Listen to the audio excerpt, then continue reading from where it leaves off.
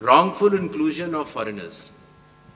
कई बार अगर किसी व्यक्ति ने, जो कि हमारे देश का नागरिक नहीं है, और आने के बाद अगर उसने कुछ कागज़ बनवा लिए हैं, तो आपने नोटिस किया होगा जो हमारी प्रेजेंटेशन थी कि सबसे पहले इन्यूमरेशन फेज़ में हम ये मिलान करेंगे कि 2002, 3 या 4 में आप या आपके वरिष्ठ जो वंश के लोग थे वो कहाँ थे। अगर उससे मिलान हो जाता है तो फिर ये बात खत्म हो जाती है। जो लोगों का मिलान नहीं होगा उनको नोटिस जारी होगा, और नोटिस जारी होने के बाद उन्हें वो कागज़ दिखाने होंगे, और उसके साथ साथ ये भी बतलाना होगा कि 2003 में वो कहाँ थे। पश्चिम बंगाल से कई बार ये बात आई है कि वो होने नहीं देंगे SIR। ऐसी सिचुएशन में इस चुनाव आयोग क्या करेगा?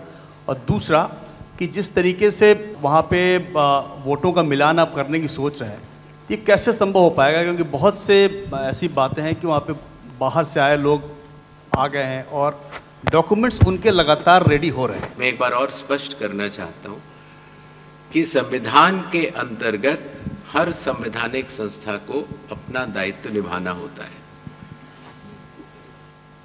आर्टिकल 324 सब क्लॉज 6 के तहत मतदाता सूची तैयार करने के लिए या मतदान कराने के लिए जिन भी चुनावी कर्मियों की आवश्यकता चुनाव आयोग को होगी, वो राज्य सरकार मुहैया करा के डेपुटेशन पर देने के लिए बाध्य है।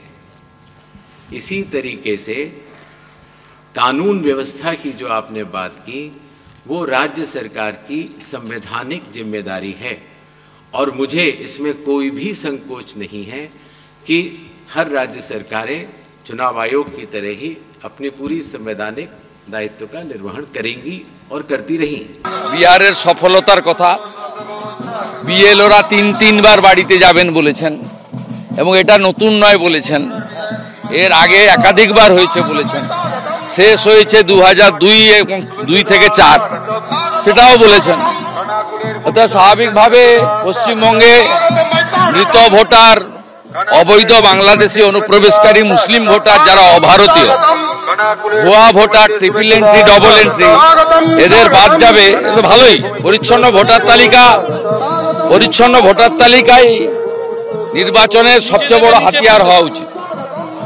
EROs और AEROs मिलकर सबसे पहला जो काम करेंगे वो इन्यूमरेशन फॉर्म्स को प्रिंट करेंगे।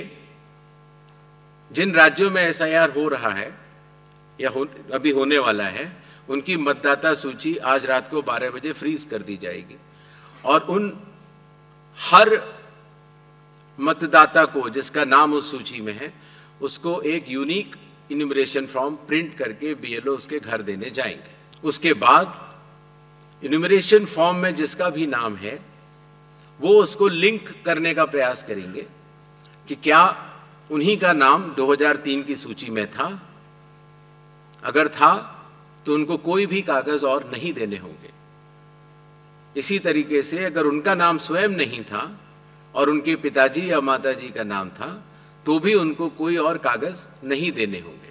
तो ये लिंकिंग और मैचिंग, बिहार जब हमने SIR किया था तो सिर्फ बिहार की अवेलेबल थी, और आज पूरे देश की 2002 से 4 में हुए SIR की मतदाता सूची जो लिंक दिया गया है voters.eci.gov.in पर कोई भी देख सकता है और इस मैचिंग को स्वयं भी कर सकता है।